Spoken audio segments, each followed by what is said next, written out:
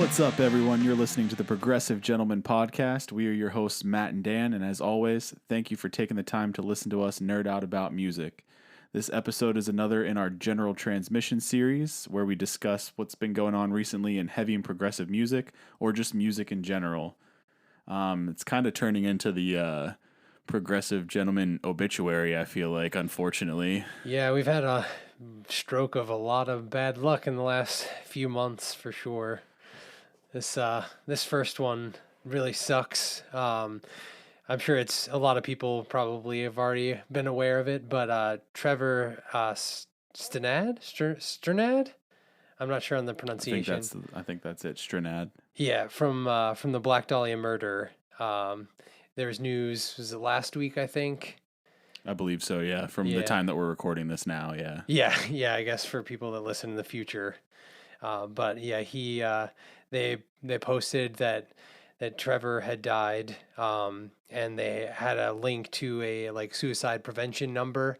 So there was not like a lot of context, but with that you can kind of make the assumption there, and it's very, very sad news. He always seemed like such a fun guy, like his stage presence, any of the interviews with him, like he always seemed just like a big, lovable, nerdy metalhead and stuff. I unfortunately never got a chance to like see them play or anything, but I watched plenty of interviews with him. Like he was just such like a charismatic, awesome dude.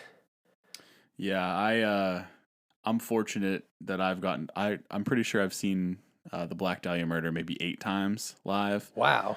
For a while, they were the band that I'd seen live the most, probably before I started following Coheed around the world. And I think I've probably seen Between the Buried and Me more at this point. But yeah, I would probably credit them with my interest and my like. They were kind of my gateway band into like tech death. And like progressive metal, progressive tech death, whatever you want to call them. And I'm also fortunate I actually got to meet Trevor, which is really cool. That's really cool. And it wasn't on purpose. It wasn't like, I didn't wait in a line or anything like that. I was watching an opener. It might have been Job for a Cowboy. Strangely enough, I think that might be who it was. Oh, really? But just standing in the crowd, I was at the show with Brandon, one of our friends, and he was just standing right next to us. Wow, that's really cool. Yeah, nobody was talking to him. I don't know if necessarily anybody recognized him. This was relatively early on. I think like Necropolis. I think that's the name of a record. Is that that's the one like with the blue cover where it looks like? Is it Defloret that has "I Will Return" on it? Maybe that's what it is. Yeah, that's like one of my favorite albums by them. Yeah. "I Will Return" that's exactly is what it is. such a banger. That's exactly what it is. I don't know. Necropolis is a song. Yeah, it's on. I think it's on that album. I'm pretty sure.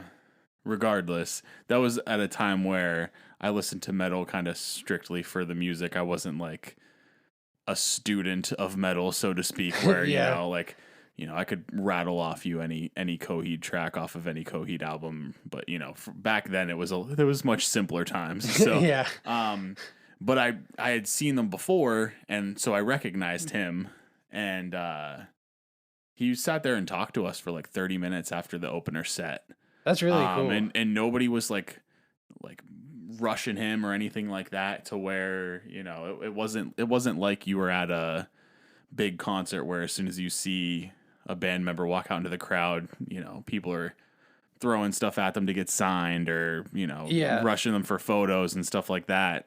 I'm pretty sure when this tour was out, camera phones weren't as prevalent necessarily at shows, where now whenever you go to a show, there's you're seeing more cameras than you are anything else in the crowd. So but yeah, I mean, just such a down to earth guy. He signed my shirt. I didn't even have a Sharpie. He grabbed one off the merch table. I don't even think it was his merch table.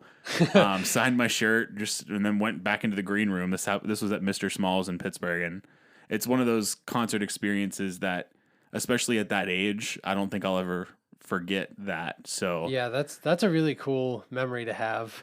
I wish I had been able to see them live before. And they really do put on a great show. And I'd actually seen them again at a festival, and I was with Jordan Mullins, one of our friends Yeah. as well, and I think we like found something on the ground of the festival that I think it was something to do with like passes or something for them. I don't remember that exactly, or if it was even for them or whatever. But yeah, a lot of really cool memories with them. I'm pretty sure we got to meet them that day too. I know we met Whitechapel that day. We met Kill That's Switch cool. that day, which was cool. But yeah, I mean this death for me is probably right up there. Maybe not as impactful just because of what Linkin Park meant to me growing up. Like Hybrid Theory was the first record I'd ever bought. So when Chester died, Yeah. that was probably the most impactful for me. But this is right up there though. Yeah, this I couldn't believe when like you had texted me and I was like, "Wait, what?" You're Yeah, like, and so I had like I mean I believed that you were like that would be like a sick prank to pull and stuff. So I was like I believed you, but it was kind of like my brain was just like, "What? How?" And so like I immediately searched it and stuff to see if there was like any news or anything. And yes, it sucks for the family and the band and the all the fans. I saw that there's people petitioning to give him like an honorary Grammy, to just to honor him and stuff. So it's nice to see like people like the positive outreach and everything for all of it. It's definitely nice to see. yeah, for sure. But definitely rest in peace to him, and condolences to everybody who cared about Yeah. him. And it sucks, but at least we have a lot of good music from them to Yeah, sort of. I've definitely been listening to them and kind of like in honor of him and digging back through like some of their older songs that I haven't listened to in a long time and revisiting Verminous too because I haven't like I listened to it when it first came out and then I kind of like hadn't listened to it again so went back and been checking that out. Yeah, so yeah, little sad news there, but moving on to the next thing we want to talk about, which so Mike Lessard, lead singer of The Contortionist, which is one of our favorite bands on this podcast, Yes, um, definitely. just dropped two songs since we last spoke with you guys on this show. With Alaskan Tapes, which I think it's like a composer producer Yeah, out I of think it said that it Canada. was a Toronto-based producers like side project. Yeah, and so we got two songs, but still no news on Contortionist music since they semi teased that they were in a studio maybe like what, like 4 months ago. It feels like forever ago. Yeah, well, they had like clips of songs like probably a year ago, and then they just like a few months ago started teasing again that they were like in the studio. Yeah, so they keep like teasing stuff, but there's no date, and then he releases these two tracks with another band, and it's like, why you do this to me? Yeah, it definitely. I mean, listening to them, it's very different than anything you're going to hear on a Contortionist record, even in their sort of like newer Yeah, progressed state or whatever, where they're kind of touching on progressive rock. yeah, like This is more like folky, like ambient stuff that I do enjoy. I mean, I think the songs are definitely worth checking out.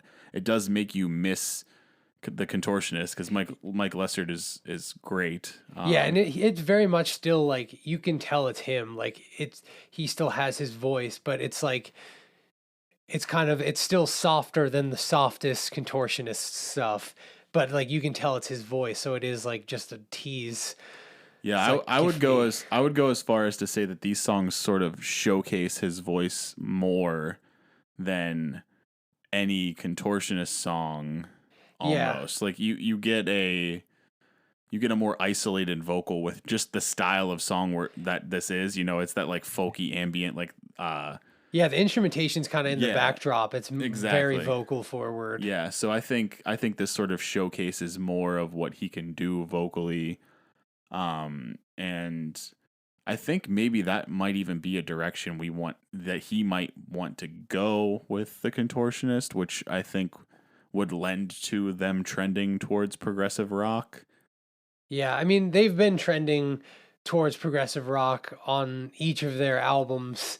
Yeah, They're kind of yeah, getting more rocky each for time. sure. I was gonna say even like since Language, I mean, you get a little bit of, I mean, it's still progressive metal, but a lot more clean vocal forward. Yeah. And then with Clairvoyant, same, even more clean vocal forward. And then, with the EP, you have the cover of the Smashing Pumpkins song, which Yeah. is a rock song, and you kind of can get a glimpse of what they would sound like as a rock band. Yeah, it's definitely, I really like their EP a lot. So if they kind of take that sound, and since it was an EP, if they kind of like make a full album off of the sound from that EP, I'd be happy with that level. I think it's like a really good balance between the rock and metal lines, and I really like that EP. Yeah, Early Grave is probably Yeah. like that's such a great song for the people who are fans of older Contortionist, because you get that mix with that track, I feel like. Yeah. And if they're gonna pepper in songs like that while remaining relatively progressive rock, like, I'm fine with that. And plus, I mean, I've said it multiple times on the show, my tastes are trending towards progressive rock anyways. So, if my favorite bands are progressing with my tastes, I'm not going to complain about that. Yeah, they're following you on your journey through music. I'm perfectly fine with that. But yeah, so, definitely check those songs out if you haven't already. It's not Contortionist, but it's at least a little taste of something. Yeah, it's really good. I like it. It's definitely the more like chill vibe stuff that would be like if you're kind of just trying to relax and unwind, not get like hyped up Yeah. and stuff. It's definitely not like gym workout music by any means. Yeah, It's I more think like a help you fall asleep. I was gonna say, music. I think you referred to it as like bedtime music, Yeah. which I can definitely see that. I think Definitely not a knock against it. no, Like it's just good. relaxing, It's just, that yeah. that ambient sound, which the Contortionist does embrace that ambient sound just in a different way. That this is like ambient folk, not like Yeah. ambient metal. But Yeah, this is like this is definitely something that I would put on like a playlist for like focus studying music. Like if you're like trying to do some work and you're like working on something intense, that like you could put it on, kind of keep the volume a little low and like power through your work and stuff. yeah, I agree 100%. So.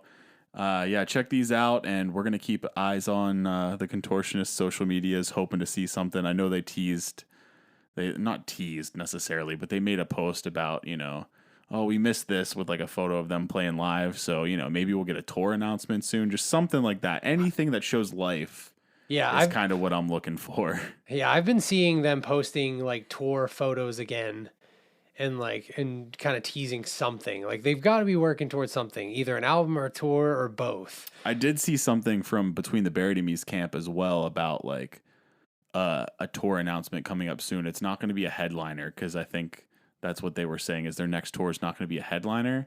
So I'm almost thinking, and this is a weird prediction, but I'm going to make it now. It's not going to come true, but I'm going to make it anyways.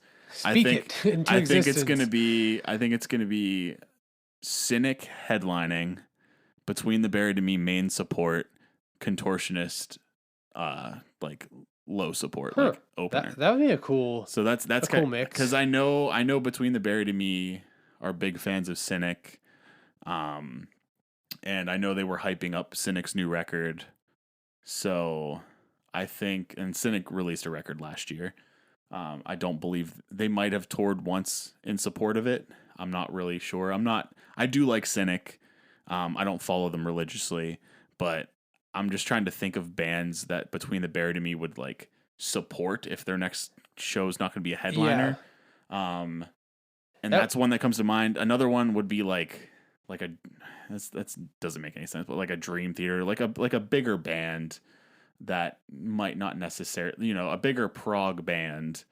But Dream I think Theater could be a potential too, because they also dropped an album. But they're touring. That's why I don't think. Yeah. So that's why I didn't pick Dream Theater. But to come full circle back to the Contortionist, they tour with Between the Buried and Me all the time. Yeah. So, you know, if Between the Buried and Me is like, oh, it's gonna be a big tour, and the Contortionist is like, hey, we missed this, and Cynic doesn't have a tour on the docket, and are, you know, they just released an album last year. To me, that makes sense as a lineup. So, you know, if it happens, you heard it here first. But there's no guarantee that that's gonna happen. But who knows? Start the rumor. Get it going. But speaking of weird tours, not that would be weird, but this one is. So another favorite band of the podcast, Spirit Box, we definitely talk about them a good bit, is touring with Mastodon, which we also love on this show. Yeah, Mastodon's definitely up there on my list. Band that I just don't get, and that's Ghost. Ghost is obviously the headliner. They're very popular. Most bad bands are. Apologies for all Ghost fans out there. I just don't get it. But I've actually never listened to them, so I don't know what their like sound is like. Dad rock with like a black metal facade. Like, it's so weird. They dress up with like. Don't get me wrong. I listen to bands that, I mean, you know, I'll shit on Ghost, but then I'll go listen to Sleep Token. You know what I mean? So it's not the costumes that I'm knocking as much as it is the gimmick. Like, I don't like it. I just don't like it. It is strange. Like, I would not have expected it to be like, you know, the dad rock stuff. Like, they just look like a straight up black metal band. Right.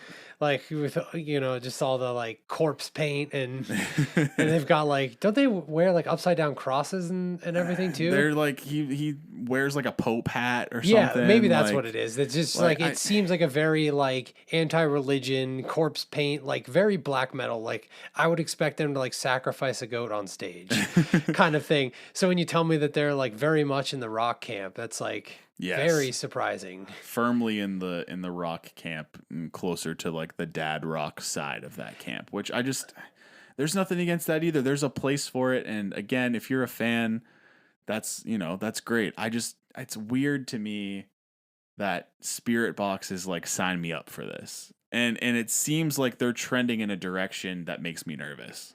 Yeah, it is kind of strange that like they're the heaviest band in the tour. And I mean, they definitely have really heavy songs, but they also have a lot of songs that aren't that heavy. So that is kind of surprising, but also with like their that single they just released with was it DJ Elenium or whatever? Elenium, yeah. And that was very like poppy and stuff. Like, it does seem like they're kind of trending that way, where they're going more into the rock camp. My biggest fear with Spirit Box, and I've said this before, I don't know about if I said this on the show or not, but my biggest fear with them, and it's kind of based off of, you know, they've garnered a lot of popularity, which is great. You know, I think that's great for any band. You know, especially bands that are good and deserve it, you know? Yeah. They've garnered a lot of popularity. They're getting a lot of plays on Sirius XM on all kinds of channels. It's not even just like Liquid Metal and Octane. Like, they're all over the place. But they're on like Revolver Mag. Yeah, like they're all like over the place. So, and they're getting, you know, they're getting put in Revolver, and they're getting put in like all these major publications, and you know, they're being touted as like the next best, you know, the next big thing in metal or in rock music, which that's fine. I don't disagree, you know, but because of that, they're getting put up there with bands like Five Finger Death Punch and bands like I've seen that Ghost. like meme that's like build your ideal concert, and then it's like Five Finger Death Punch and like Limp Bizkit, which whatever, like those, like all of those bands have their place, and that's fine. But it's just like, currently Spirit Box is very far away from that camp, or was very far away from that camp of fans. They were like very different sections of fan bases, and they're kind of like moving over there. And I know, since you and I are not fans of Five Finger Death Punch and like that kind of camp of music, that like if Spirit Box shifts over there, then it kind of sucks, because it's like we we both love Spirit Box's music currently, and so for them to move over there, it's like, well, we don't really like them that much anymore. I hope that's not true, Yeah, I hope but that if so my thing with that is if the music doesn't change, if they stay true to themselves and keep writing the music that they are so good at writing, that the Mara Effect suite of songs is amazing, yeah, and that's most people awesome. don't listen, like most of the fans listening to their music, because there's so many of them, aren't listening to that. They're just listening to Holy Roller and the songs that are being played on the radio, and they're like, oh, this is great, whatever. What bothers me is when you talk to somebody who doesn't listen to metal music, and they're like, "Oh, what kind of music do you listen to?" "Oh, I listen to metal." "Oh, like Five Finger Death Punch." "Oh, Yeah, like, oh, Slipknot." "Oh, okay, sure, whatever." But like now it's gonna be, "Oh, Five Finger Death Punch." "Oh, Slipknot." "Spirit Box." Like they don't yeah, deserve to be in that conversation. Like yeah. They're not like, you don't mean they don't deserve because no, right, like right, they're right. I just mean like they shouldn't just. They're not generic metal. yeah. Like I look at Slipknot and Five Finger Death Punch as just generic metal, and Spirit Box is not that, but they're being touted as such, and I don't understand that part of it. The thing that does make me happy is that it's like progressive metal is getting its limelight. It's like it's Sure, getting its yeah. moment in the sun. So if they keep their music and like making what the fans like now, and what seems to be what they like to create, then like I don't really care who the fan base is, as long as their music doesn't change that much. Like, I mean, obviously I want them to make new stuff and like push the boundaries of music, but I know a lot of times like the bigger bands get, like the more they kind of like, for lack of a better term, sell out, and they kind of do the like, oh, we're just going to make what's popular, and like they kind of lose the soul to the music almost. I hope that doesn't happen, because their music does have so much emotion and power behind it. Like Constance is like a tearjerker of a song, and then they've got stuff like the Mara Yeah, suite of it's just songs, and such a like that is a great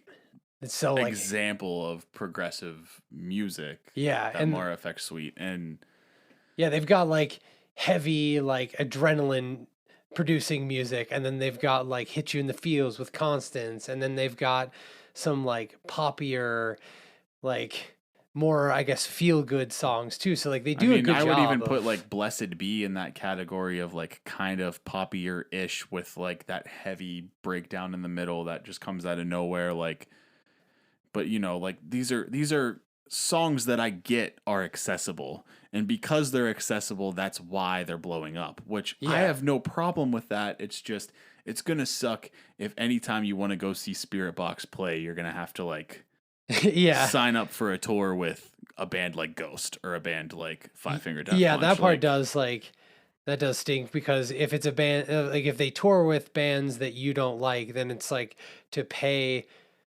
the ticket price to go see just them and not get like the full thing. Like it's great when a tour works out that you love all the bands, and then you kind of like get your money's worth and you get to have like this whole experience. Whereas when you buy a ticket and go for just one band and then you like peace out early, it just kind of like feels like, I kind of wish I didn't spend, like $40 on a ticket to watch a band play for an hour. yeah, and I get that some of this sounds elitist. I do understand that, I feel and like everyone kind of has this thought at some point about some bands. There's yeah, just, and I think it's because we love Spirit Box so much that it's like we don't want to lose them. yeah, it's It more hurts too like much. clinging to something that means something to you as opposed to just being elitist for the sake of being elitist. Like I Yeah. do understand that all these bands have their place, and you know, I'm not saying they shouldn't exist. They should exist, and I'm not saying that they're not talented because they have a boatload of, fans. Clearly they made it as far as they did because, for a reason. It's just we listen to this music, progressive metal, progressive rock, certain genres of metal because it's sort of, at next level compared to this sort of generic metal that now Spirit Box seems to be getting lumped into. So that's my concern, and Yeah. I think I don't think they're gonna change. I'm not gonna like lose sleep over that. It's just something that I wanted to bring up after seeing that. And Mastodon's still on the tour, and I do think Mastodon is definitely like a bridge band between your generic rock and your like more progressive, more crazier, whatever you want to say, like metal. Yeah, Your I feel like non-generic metal, because they have a lot of fans that I feel like if someone's saying, oh, Five Finger Death Punch, if they listen to a little bit more metal, Mastodon's probably there. yeah, they definitely are like they kind of fall in that category a lot. I feel like, especially with some of their more modern albums, they've gone a little more into the rock side of things. I mean, if you go back to like Blood Mountain and stuff, like those are pure metal. Right. But, their music has gotten softer. I mean, they still have like heavy riffs, and I mean, Crack the Sky is probably one of my such a good record, top dude. 10 So albums good. of all time. So good. We got to do an episode about that. Yeah. I've thought about that. It's tough for me because top 10 albums of all time, it's like, well, how granular do we want to get with that? Because are we specific to like metal and subgenres of metal? Do we have to branch out? Because it would be tough to say like, here's these 10 metal albums and then, Thriller. You know what I mean? Like there's just so many good albums out there, not metal. Yeah. So I think maybe we would just say like metal and subgenres. Yeah. But I think we should do that at some point. I think that's I think that's a plan. good episode. And I don't want to share it either. Like you and I, let's not collaborate and just see where we land. Yeah. See how close our lists are. Yeah, because I feel like if we collaborate, then we're gonna copy off, cheat off each other's lists a little bit. I feel like there's going to be albums that I'll just like totally forget about and like won't make my list when I'm making it. And then it'll be on your list and be like, how did I forget that album? So I think that's a good idea. We should definitely. We'll have to come up with a format because, if the first album I decide to talk about is like, I'm just trying to like Colors or something like that. And then you're like, oh, well, that's the fifth one I was going to talk about. Then it's like, we're not going to talk about it twice, but yeah, we'll figure something out. But I mean, we could just do top 10, but like not necessarily rank ours, just list what our top 10 albums are. Yeah, we could do do it that way. Yeah. But yeah, I think that's a good idea. But anyways, that's a sidetrack situation there. So, but yeah, Spirit Box, weird with that tour. I don't like the ghost thing. Yeah. Well, speaking of tours, we've got another one. Polyphia touring with Unprocessed and Death Tour. I have never heard of Death Tour. I haven't either. When I first read that list, I thought that was just the name of the tour. Yeah, that's what I thought too. And at first, when I read it, I was like, wait, they're touring with Death?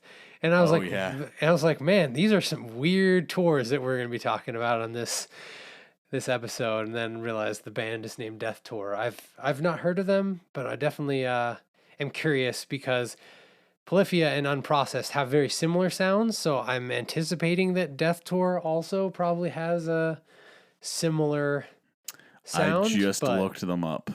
Oh, did you? What? It is a hip hop and rap group. Okay.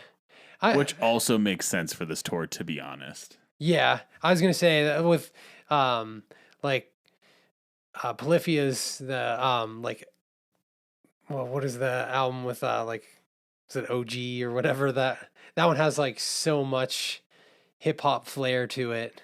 Really, everything that Polyphia's put out relatively recently has that like hip hop flavor to it. Yeah, I definitely get a lot of that. Unprocessed has it too. I mean, I think because the nature of them being very similar sounding bands, but this would be a cool tour. I didn't check to see like where they're stopping, if they were going to be near us at all. I think the closest they're going to be is like Columbus to us. Oh, really? Yeah. They're not doing Cleveland? I don't think they're doing Cleveland. Every band seems like they go to Cleveland. Yeah, we'll have to double check. But I mean, of the lineup here, Unprocessed is steadily becoming one of my favorite bands. I feel like I've loved all the singles they've put out. I know they have a record coming out this year.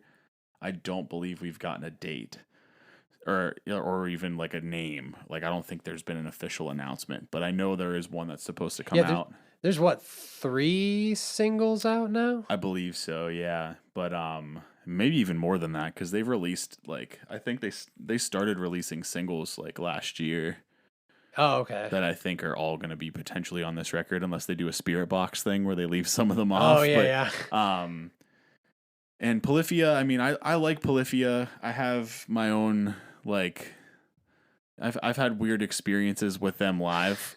Um but musically Muse and Renaissance are fantastic albums. I love those records. Um and everything after Renaissance has sort of been more of that like hip hop, that's kind of where they've made the transition a little bit, yeah. which I honestly get into that too. Like I enjoy their sound there as well. Yeah. Um, I like the kind of all their stuff and like how they've changed their sound a little bit over the years. yeah, but Unprocessed for me would be the highlight of this tour. Their single Rain that they released not that long ago. We probably talked about it on a different episode because it definitely came out before our last general transmission. But I listened to that song a lot. I really enjoy that song. Candyland is a good one too. I like the vocals. I think and the craziest part is it's the guitarist doing the singing, and he's one of the best guitarists out right now. Yeah, And that's he impressive. plays I didn't realize he was doing both. yeah, he plays some insane shit. And to Yeah. be able to do that and sing is nuts to me. So Yeah. I would love to see that live. I would That love to would be see really how that cool. works out. So if they are coming close, we should definitely look into that. But yeah, it should definitely be like a clinic in just instrumentation, musicianship, however you want to put it. Like every musician that would be at that show, with the exception of I don't know who Death Tour. I have nothing against hip hop or rap. I enjoy a good bit of it. It's just I don't know these guys. So Yeah, I don't either. I'll have to check them out though. I'm curious. but yeah, so on to a band that I talk about every single episode. Their every episode appearance. Yes, here it is. So Coheed and Cambria released a new single called Comatose. Yeah. It is more pop Coheed. It seems to be a theme. I think this record is going to probably reflect that whenever it finally drops. But what'd you think of the single? I like it a lot. It's not my favorite of the singles so far, but I've listened to it 3 or 4 times already, and it's only been out for what, like 2 days, I think. Yeah, it's not been out very long since or at the time of this recording. Yeah, Yeah. it's not been out very long. Yeah, I like it a lot. I still think Liars Club's probably my favorite. I feel like it's going to be an awesome song to watch them play live, like just for crowd interaction. Like it's so like jump around and like kind of like I don't know, it kind of makes me think of like when we went to the Between the Buried and Me show and they played Queen, as their encore. Yeah. I just feel like it's going to be one of those moments where people are all like giddy and like jumping around and having a good time, and it's just like one of those type of songs. Yeah. I love that song. And Comatose is very similarly like upbeat and from its sound. So I was sitting here in my head, playing Comatose in my head, trying to figure out where, like what on the Coheed spectrum it reminds me of, and what I came up with in these last 60 seconds was, so it's a combination to me of Blood Red Summer with Jesse's Girl 2. If you've listened to that, so like the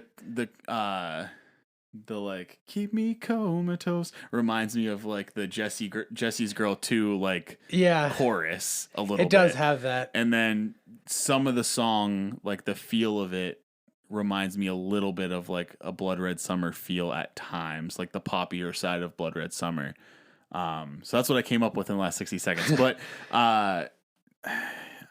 I don't dislike Pop Coheed, and I try to make that clear when I say that I'm not super like I think this is going to be somewhere in the middle for me, the record itself. Because I am more of a prog Coheed fan. So, but I have heard, because this album did leak. I did not listen to the album. I'm trying to avoid it. Um, but I We're have gonna wait until heard. it comes out. I want to. I really do, because it comes out right before I leave for vacation. Yeah, that'd And be I, awesome I to. might just like listen to it on the drive, because we're leaving overnight. It drops at midnight. I think I'm leaving at 11 p.m. I got a 9-hour drive ahead of me.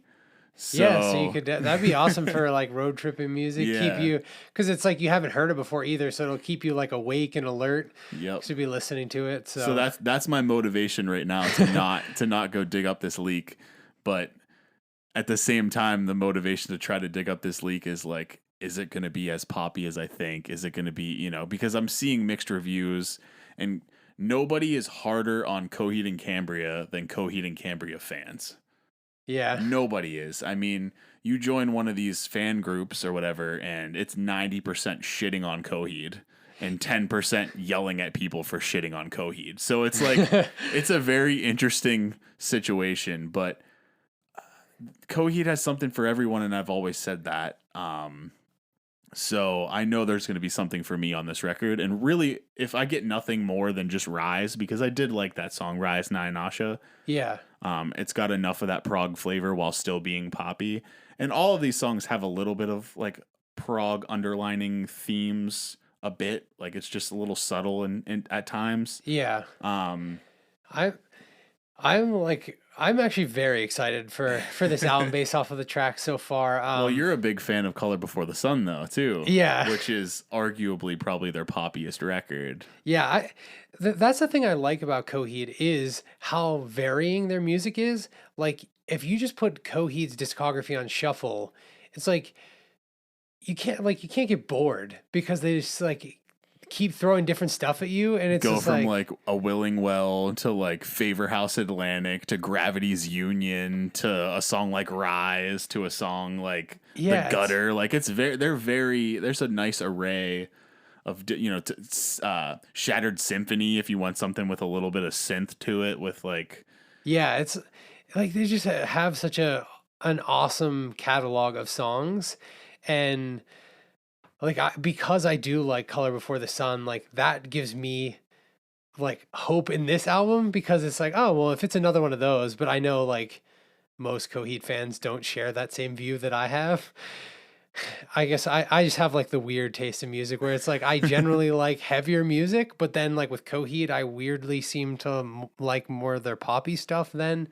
I mean, I also enjoy all of their proggy stuff too, but I don't know, there's something with Claudio's like vocal hooks in those poppy songs that just like they get you tapping your foot and yeah, no, I mean and stuff. that's the thing with Coheed is they're accessible while also being like different, Yeah. like so, there's a reason they have as many listeners as they do, as many fans as they do, Should be more though. while still being relatively quote unquote unknown comparatively. You know what I mean? Like Yeah.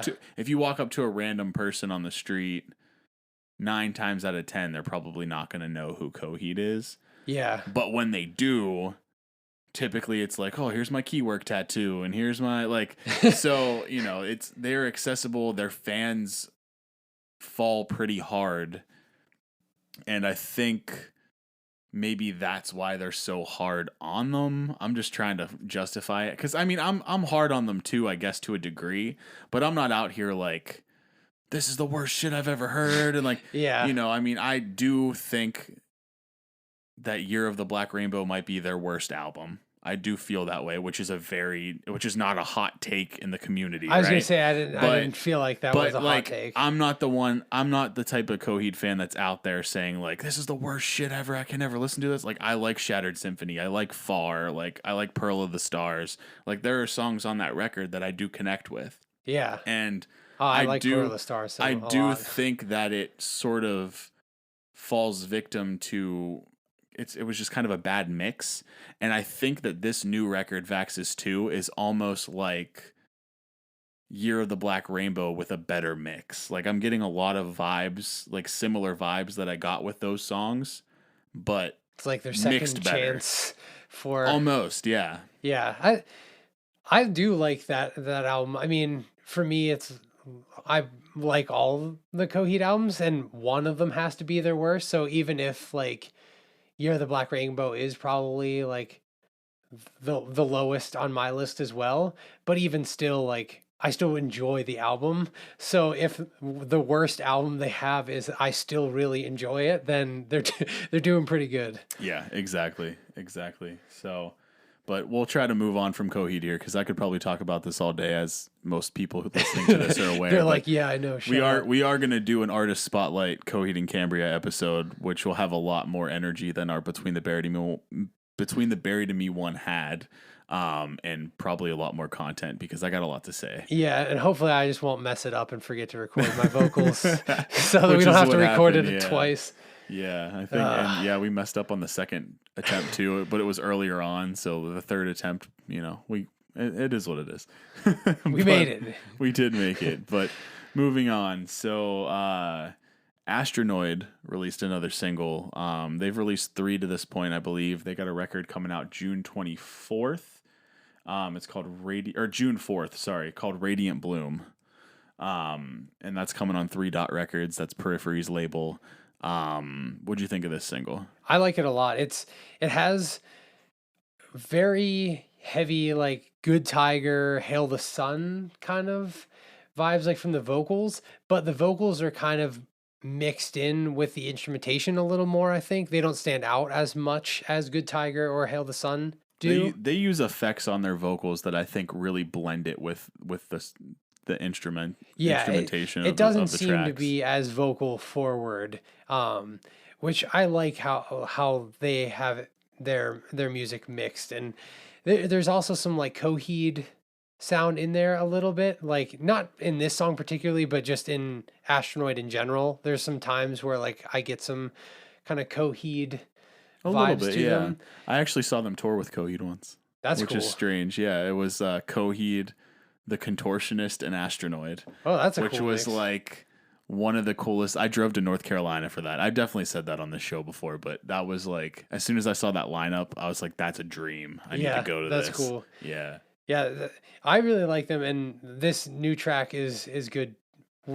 They have 2 other ones, I think. Yeah, this is out my so far. favorite of the 3 so far. Another one called Eyes, and then I forget what the second one was, but this is definitely my favorite of the 3. It reminds me of sort of the first couple Astronoid songs I had ever heard off of their self-titled record. It gives me vibes of sort of my first time discovering them, which I like. Hits you with the nostalgia. Yeah. So I think this record's going to be good. I'm looking forward to its release. I think it's going to fall potentially in my top 10. Just the fact that it's on 3 Dot, and it is cool to see that. If they have any input on, It'd be kind of cool if we get like a Misha feature, that would be sweet. but no guarantee of that. No real rumors of that. But Even just the like- fact that they're on 3 Dot. I'd be makes cool me with like a think about it. Spencer. That would too. be cool. I don't know if they would ever do a vocal feature just because of how they do their vocals. Yeah, Like, I don't know that's a good if- point. I don't know if a non-filtered or a non a vocal not on like an effects loop or an effects pedal would like mesh with that. And I don't know if a vocalist like Spencer would come in and put a filter on his voice and how that would sound. So, I mean, I'd be Yeah. intrigued to hear something like that, but I don't know how well that would like Yeah, I don't- translate. Since Spencer has such like a wide vocal range, he could do the higher register stuff, and I feel like it wouldn't if he sung like he does in Periphery when he hits those higher notes and kind of keeps on that register, and they add that vocal effect to it. I don't think it will be like too weird or anything. Like they could definitely give it a shot, but yeah, I do agree that it might be more challenging to fit Spencer's voice into an Astronoid song, whereas like Misha can, you can Yeah, you can fit put his some guitar kind in. of instrumental feature in there and it would mix. But Yeah. it's intriguing. I mean, I'm I would be curious to see if there's any features on the record at all. But the song "Dreamin' Lines" in particular is my favorite Astronoid song. That's a So really good song. this gives me like vibes to that. I get your Good Tiger sort of reference as well. It's like toned down though. It's like not exactly the same, but it's just like for lack of a better, a kind of a better similar band. Right. Yeah. That's kind of the closest I could. They're very unique just because I think because of that, the effects they put on the vocals, they sort of separate themselves from, the pack, so to speak, for progressive metal, because that's something that nobody else does, or if they do it so subtly that it's not like, oh, that's definitely an effect. Because Yeah. I know whenever I saw them with Coheed, the vocal effects pedal or whatever wasn't functioning, so they like stopped the show to fix it. I don't know if that's like they don't feel comfortable performing without it, or that's their shtick and they need it, or but they were like, well, no, we're not going to keep playing. We're going to fix this before we sing again, because I just don't know if the guy just didn't feel comfortable singing, or if he can't. Maybe there's some auto tuning going on. I don't. Yeah. Regardless, I think the sound is awesome. Like, I'm not complaining. That's some people will complain about auto tune or something like that. I personally think it is their sound. That's what separates them from the pack, and I enjoy it. Yeah, and I don't think it's to the point where it sounds over processed. Like it doesn't sound like it's modulated that much, like that it is being auto tuned. Like you can definitely tell that there's some sort of like kind of reverby. Yeah, thing it almost going on, sounds like or- a kind of like on those cheap amps and stuff like that, or pedals, whatever, they have that like concert hall effect where you put it on and it sounds like you're like echoing in a concert hall. Yeah. Like it's almost something like that. Like obviously that's not what it is, but it'd be, honestly, I kind of wish it was. That's pretty epic if you just go get like a cheap Line 6 amp or something and just put on like one of pass through one of the generic settings, and that's just your vocal track. for a band awesome. like Astronoid. Yeah, That would be pretty awesome. That would be sweet. But speaking of overprocessed, unprocessed. You like that transition? Yeah, I like it. That was a good one. We talked about unprocessed a little bit earlier because they're touring with Polyphia and Death Tour. But they also dropped a new single called Dinner, which Matt thought whenever I wrote this note down that I was describing their song as dinner, like it was delicious or something. Yeah, I thought know. that was some sort of new slang term that I was unfamiliar with. But is that a good thing? Is dinner good? This song is very interesting. I feel like most of the songs from Unprocessed, like recent single releases, have been pretty straightforward with their sound, which is that like Polyphia style instrumental with like the poppier-ish vocal. And they do it well. I mean, their instrumentals are fantastic. It's a masterclass for sure. And the vocals are great too, and the way they tie it all together, it's awesome. But this song was a little bit different in the sense that it kind of started with just like a semi-isolated pop vocal, but then transitioned into almost like Tesseract style instrumentals, like a little bit heavier, a little bit chuggier, a little bit deeper tones. Yeah. And while still having the vocal style changed. It wasn't even necessarily like that poppy vocal. It gave you Tesseract vibes. Like this song was kind of wild. It was like all over the place. Yeah, it was almost like it was deconstructed in a way. You know what I mean? Like it wasn't all put together where it was their poppy vocal with the Polyphia style, and I'm just using them as generic. Like people are like, oh, calling tissues Kleenex. You know what I mean? Yeah. Like I'm calling this instrumental style the Polyphia style. You understand what I'm saying if you know who they are. But their normal sound is the pop vocal with the Polyphia style instrumental all together all at once. This was like deconstructed in a way where the vocal was first, then they transitioned into that instrumental, but then they added a third layer where it was like, now I sound like Tesseract or like Sky Harbor, like bands like that. Yeah. You had another band that you said it sounded like a little Yeah, bit. there was when he hits some of the higher notes, it reminds me of Time the Evaluator's cover of Lovely. Okay. Time the Evaluator is an awesome band too. If you've not listened to them, they Yeah, got some good you stuff. actually told me about them. Yeah. I had never heard of them before.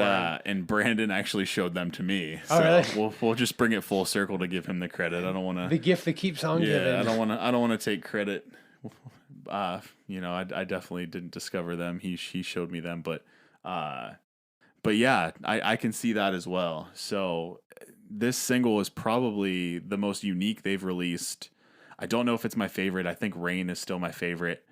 I just really vibe with that song a lot, but I'm gonna have to That's probably my favorite one too. I'm gonna have to give this one a few more listens though, because it is unique. It does have like vibes from bands that I listen to religiously. So Yeah, I need to give it a listen with like a good pair of headphones. I just played it through my speaker on my phone, so right, it doesn't give you like the full experience. So I definitely need to like sit down and listen to it with good headphones and kind of enjoy it the way it's meant to be enjoyed. Yeah, absolutely. So speaking of the bands that they're touring with, Polyphia also dropped a single. Yeah, they're all dropping stuff. There was a lot of singles dropped. Not a whole lot of album releases, at least that we care about. Yeah, or maybe I just didn't see them. Unless we completely missed something. Not a whole lot of full album releases since the last time we had this type of episode, but a lot of singles and a lot of album announcements, I suppose. Not necessarily, but yeah. So Polyphia dropped a single called "Playing God." And it's Polyphia. Yeah, they do some different stuff with this, I think, a little bit. And that was like the guitar style. yeah, it's the like flamenco or whatever. Like I don't know if that's actually what it is that they're imitating, that, but though, it sounds yeah. very similar to like that Latin style. guitar style. Yeah, Which is awesome. and then I mean this is kind of present in a lot of the recent Polyphia Everything songs, but post Renaissance. yeah, like the hip hop sounding drums, very like if you just dissected the drums from this song and like overlaid it with some rap vocals. Yeah, very Like, drum machine esque. yeah, it seemed very much like a drum machine, not like an actual drummer. And I honestly don't know. Oh, he plays it. Does he? Oh yeah, Oh, Clay okay. Clay plays it. He's very impressive. And I've seen him play the drums for this actually. Does he use an electronic kit? Nope. Huh. Because it sounds very electronic in the maybe recording. some pieces, like maybe he has like a pad or something that he'll hit for like an effect or something. But no, he's on a kit just playing. Yeah, it's pretty impressive. He's a good drummer. He's impressive. It's just this style because like you listen to some of these crazy drummers like Blake from BT Bam and they're crazy talent. Matt from Animals as Leaders. Yeah, Matt Garska. And, these guys are insane.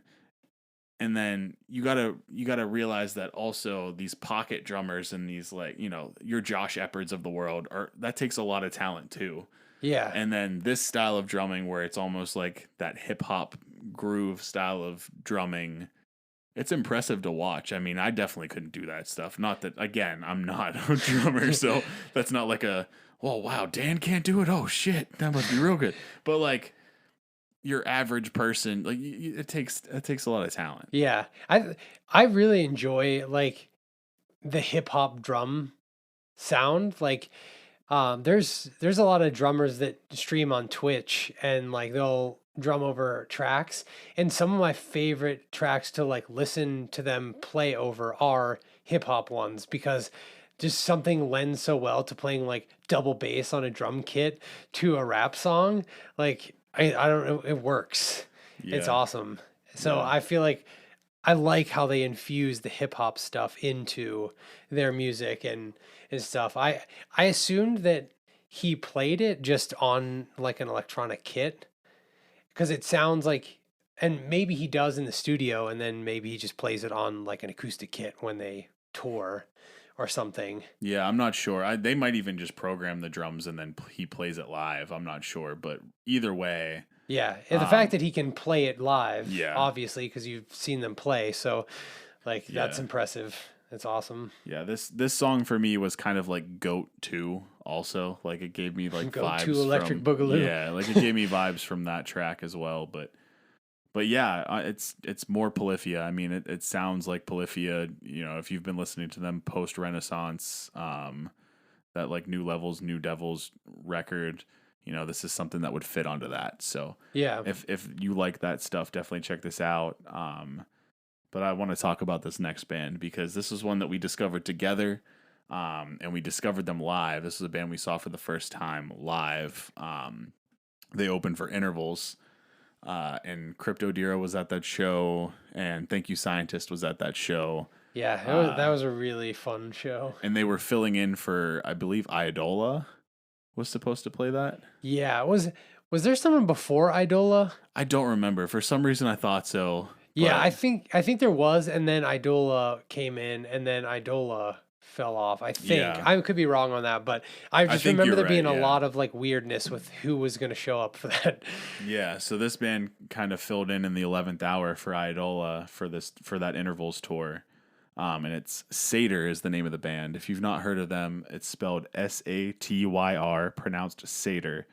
They have one full length record. I don't remember the name of it. It's called Locust. Locust, yeah. Yeah. Okay. Picayune is like my favorite song off of that album. So it's that record is very good. But anyways, so we got to see them play live. That was the first introduction to them, and they were fantastic live. Honestly, that they might have been the highlight of that show for me. Intervals probably would have been had I not seen them live like 4 or 5 times already, so I wasn't like shocked or blown away because I already knew what I was getting. Yeah.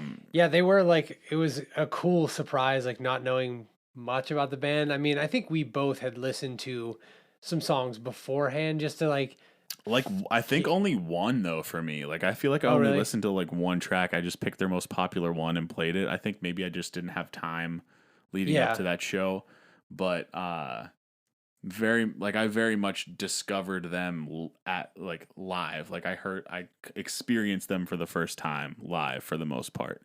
And so they just released a new single is basically where we're getting with this. It's called Vector.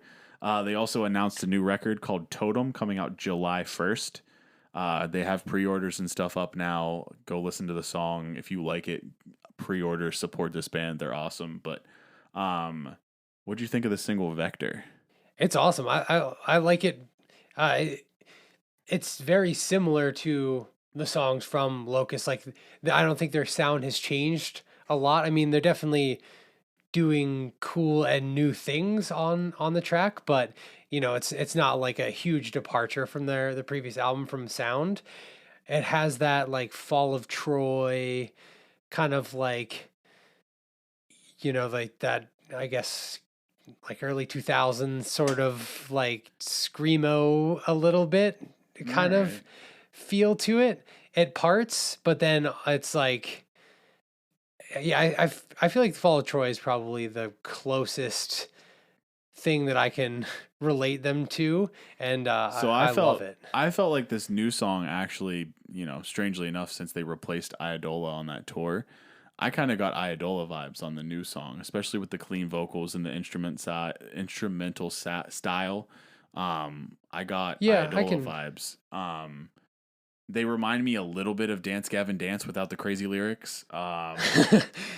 Although I didn't read the lyrics, so I'm just assuming that they're not singing about ball sacks and weird stuff. If you're talking about their new single, yeah, it's pretty weird.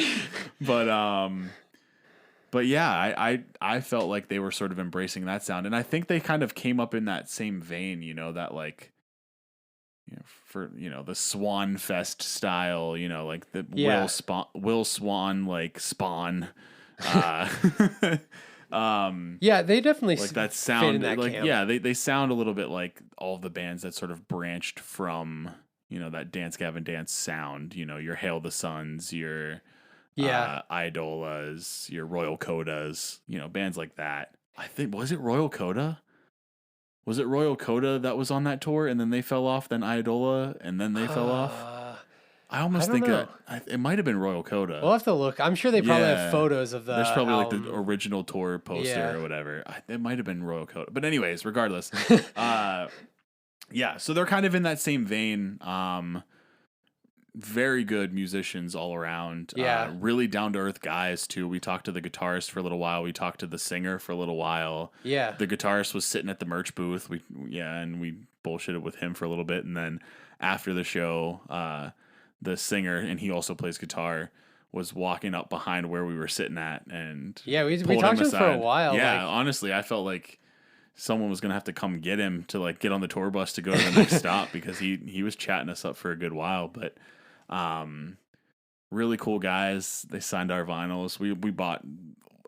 We bought their record, and yeah, I was very impressed with their performance, so I definitely Yeah. wanted to support them and pick up that vinyl. absolutely. But yeah, again, their new album, Totem, is out July 1st. The band is Satyr, Satyr. The single is Vector. Go check it out wherever you stream your music, wherever you're streaming this right now. Switch from this to that song. Check it out. But come back and listen to us. So welcome back. No, I'm just kidding. So another favorite band of the podcast, the Deer Hunter, released a single from their new record, and they kind of hinted that this was going to be a different kind of record. It is. It seems to be that way. This single definitely lends to that. It's called Ring 7 Industry, and it is funky. Right? Yeah, I mean, the bass grooves, just everything about this song just screams funk music. It takes you to like a different era. I feel like this is something that would be on some kind of old TV show where they're cruising in like a 60s convertible down the coastline of like some beach, and like I just picture that whenever I listen to this single. just from like that, and maybe it's because of Cycle 8, watching that video, and then hearing the song, I could picture like a sort of Fallout style like world where it's like in the future, but it's like held to the past because of like that's I could very picture Fallout. I could picture like a like cyberpunky like future with like this kind of like funky kind of like jazzy I stuff. definitely didn't put that together, but then like I mean Fallout's one of my favorite game series, and playing that game where it's like this future Fallout apocalyptic type shit, but then There's another the music is all like old, Yeah, there's like old records, like 1940s, 1940s, like doo-wop and shit. Like, Yeah. It's another peek inside my weird brain and where it goes. No, like that makes sense though. I think just from like the name Ring 7 Industry, I just picture like a very like futuristic, like industrial, like And since this is supposed to be a concept album, right? It is, it's all in this new like Indigo Child theme. Yeah, and it's a new story outside of the acts from the original story, the original records. This is it's new concept. Yeah, and it kind of strikes me like from watching that Cycle 8 movie, like I don't know where it's supposed to fall like in time. Right, yeah. But it kind of has like robot-y things and like sci-fi elements to it, and then there's also like magic, so it kind of gives me that like Star Wars-y vibe. Yeah, you get like video game soundtrack vibes meets like old funk music vibes. Yeah, meets like, and then weirdly some Michael Jackson vibes in there. Yeah, I didn't pick up on the Michael Jackson until you said that. Like, yeah, that's definitely. I mean, I can get that like fully after you mentioned it and I re-listened to it. I was like, yeah, I don't think it's like from there. It's not prominent. It's not like. I wouldn't listen to it and immediately be like, "This is Michael Jackson." Yeah, but like you're not when going to get it mention confused. it though, like it's like, all right, I could see that connection. Yeah, I wonder like if there was any inspiration from that, like if they were listening to a lot of like I would be popular curious. stuff. Yeah, I would be curious about all these things where the inspirations at. Like, were you playing Fallout? Yeah, playing Fallout, listening to Thriller, like at the same time in your bed that was like your 60s convertible like car bed. You know what I mean? Like I'm just curious, with a poster of like a coastline on the wall. I just want to know if we hit every every mark for the They're like, how did they know? Because they listened to our podcast. Yes. But wishful thinking. But yeah, so I'm intrigued to see what this whole record sounds like. I know it's going to be different than what we're used to from these guys, but that doesn't mean it's, that's not saying it's going to be bad. I enjoyed this. It's different. I enjoyed it for different reasons. I enjoyed it because it was different, maybe. Is it going to be something that I'm going to like bump all the time? Probably not necessarily. Yeah, based on this track, it's like, I agree with you. I liked it, but it's probably something that like I'd listen to on occasion and be like, wow, this is really cool and unique and like an experience. Next time I play Fallout though. But yeah, it'll be one of those things where I'm in, a specific mood where I'm like, I want something different, that I would probably turn to something like this. But I'm intrigued to see if this is going to be like the sound of the whole record, or if we're going to get some like Act 3 or Act 5 style tracks, like The Tank or The March, something that would be cool. Yeah, something to that effect. But I'm not expecting it. I'm expecting this to be full-fledged different, and I'm kind of intrigued, and I'm probably honestly more excited to hear this record just because of how different it is, or it's shaping up to be. Yeah.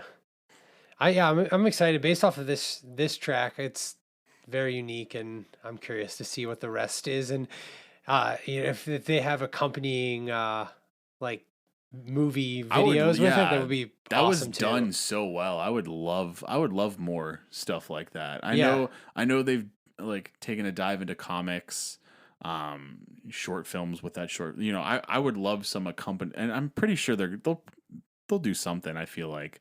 I mean, we're getting an action figure with that, with the pre. I don't know. Did you do the pre-order? No, I didn't. did the pre-order. I'm getting an action figure, a little action figure guy. Like I don't know what all I'm getting in that. I don't even remember which one I bought, but one of the ones with the flexi discs, because I didn't know what was going to be on it, and I didn't want to miss out. But FOMO hits you hard. Yeah, but yeah, I'm real intrigued to see. Yeah, not only the record, but what else they release kind of accompanying it, because that short film was really cool. Yeah, I've watched it a couple times actually, just because it's done so well. Yeah, I mean it's very well done. So yeah, moving from cool to freaking weird.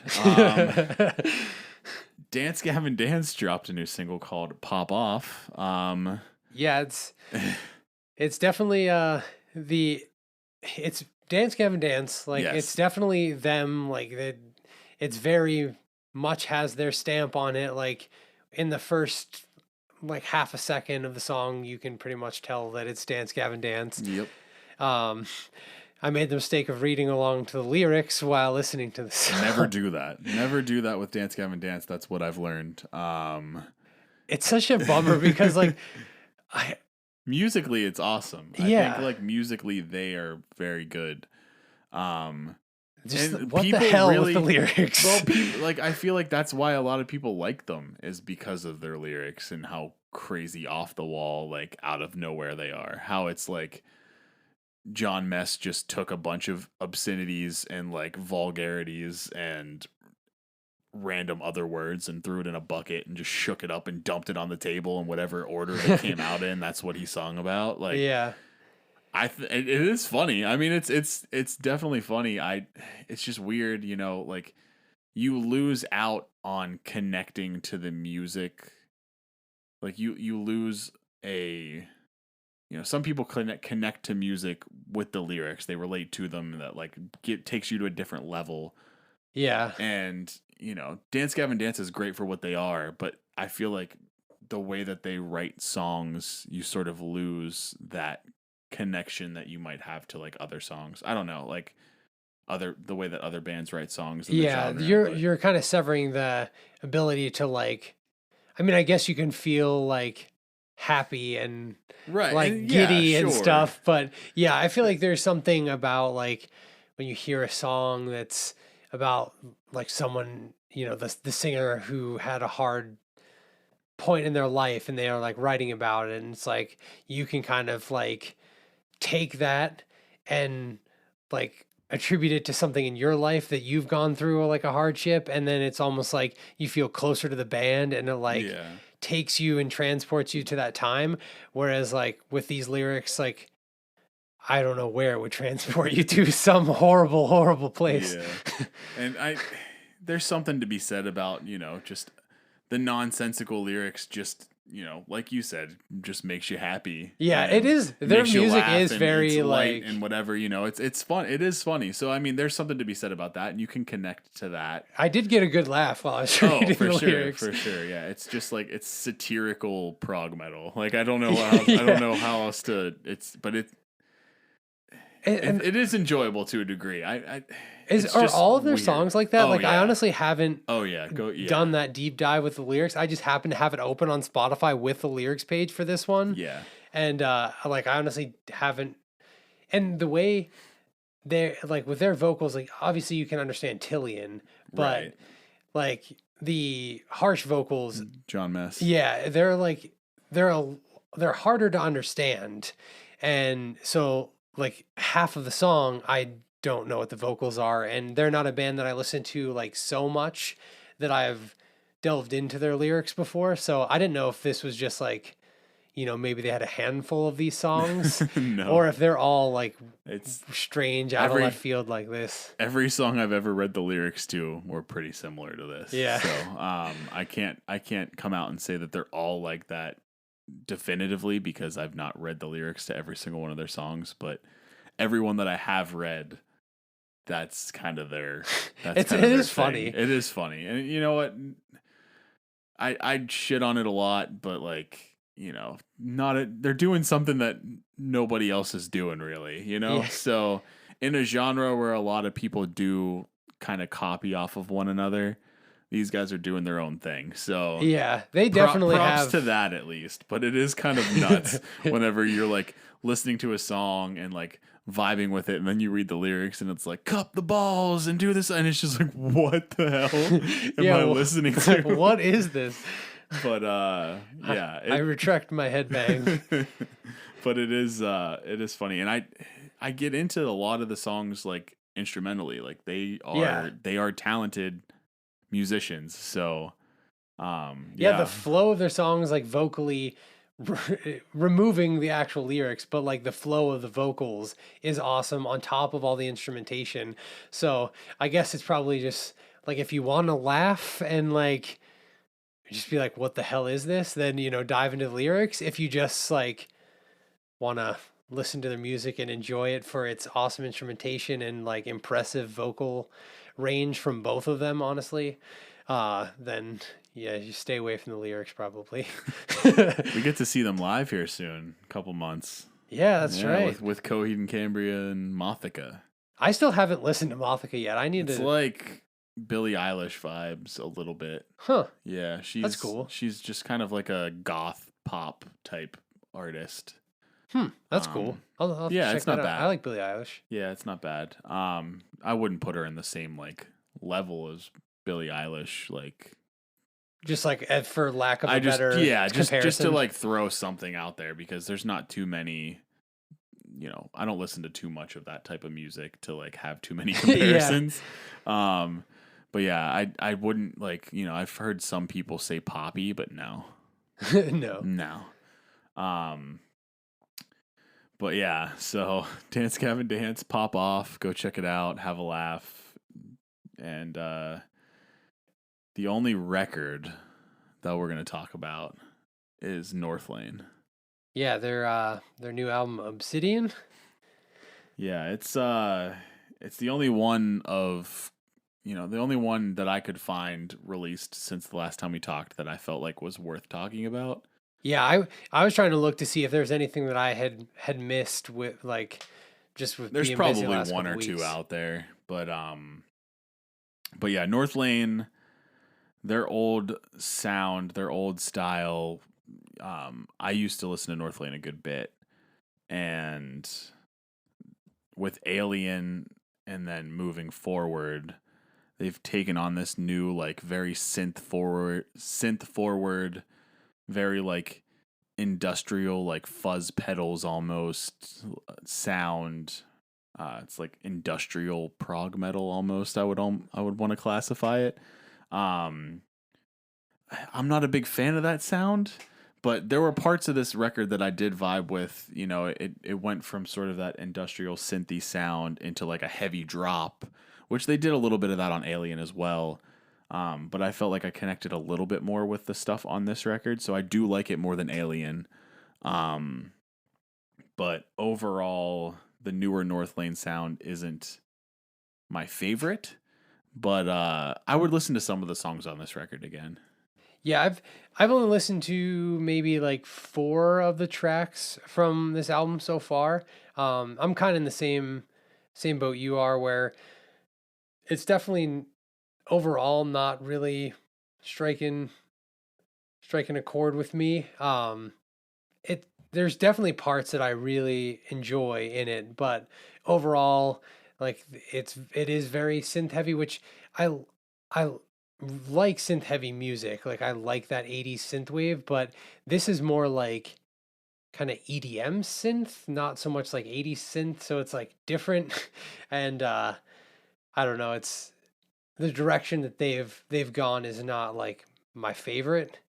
I appreciate what they're doing, and like they're trying to be different in, a, a sea of music that is oftentimes like people try to replicate and sound like others. So like they're trying to kind of find their own sound, but I kind of see Veil of Maya going in a similar direction, which is like with some of their new singles that they dropped. I kind of see them going in a similar direction. So maybe this is just like a trend, but I don't know. Do you get any of those vibes with like the newer Veil of Maya stuff? yeah, that what was Outrun, I Yeah, think was that Outrun. one that has that like Iron Maiden Yeah. riff in it. Yep. Um, yeah, it definitely has a little more of that like electronic inspired stuff. It does seem like a lot of prog metal bands are throwing more synth and electronic stuff in their tracks. And I like electronic stuff.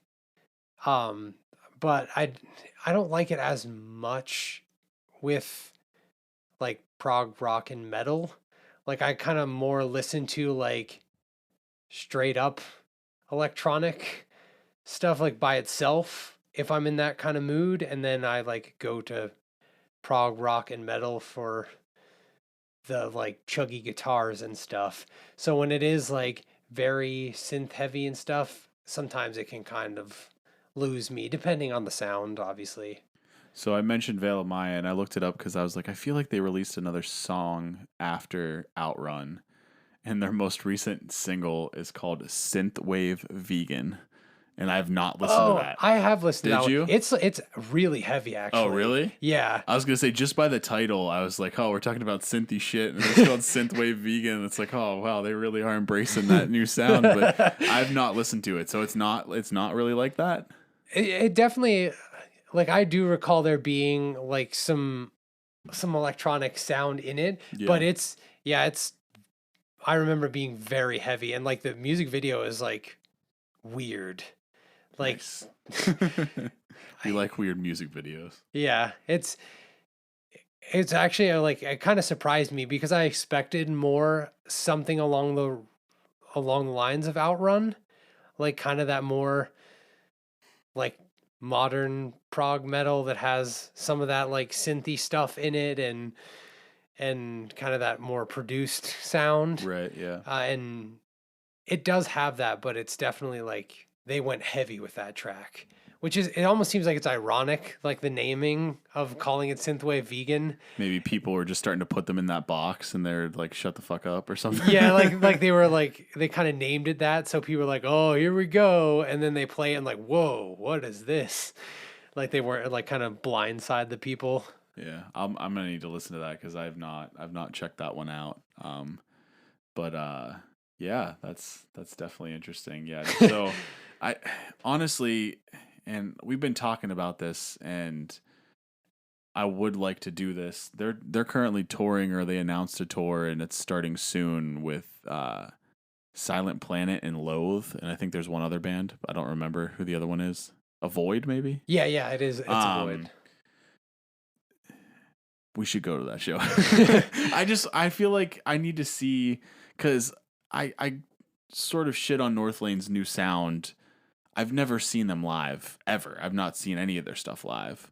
So I feel like it's one of those bands where I used to shit on the Deer Hunter, by the way. Like, I used to not like the Deer Hunter, and then I saw them tour with Coheed, and something just clicked in my brain, and I was like, I get it now. Like, I feel like maybe I would have one of those moments with Northlane, and I feel like the new album Obsidian's good enough that, you know, I vibe with it enough that maybe seeing it live would just like put me over the edge. Yeah. So if we can find a way to go to that show, we should go. I know we have tickets to Coheed. I know we have tickets to Darkest Hour. Can't wait for that show. Yeah, that'd be exciting. Rivers of Nile are coming with Fallujah, and I know that's on our radar. We don't have tickets, but I kind of want to go. That tour, that one's nuts. Yeah, that's coming to like go ahead. I think it's at the Craft House. Yeah, it's at like a bar restaurant. So yeah. that would be real interesting to see in a venue like that. The last time Fallujah was here that I remember, they played in the basement of a bar in Lawrenceville. Like, it wasn't even like, it was. And I saw Polyphia play there once, and Jason Richardson, and it fits maybe like 100 people. I just couldn't imagine being like at the Craft House and be like, who ordered the burger and the IPA? Meanwhile, as people like Fallujah's up there playing Dreamless and just like, oh, that would be so cool though. I really want to go to both of those shows. The Northlane one was, and I love Silent Planet.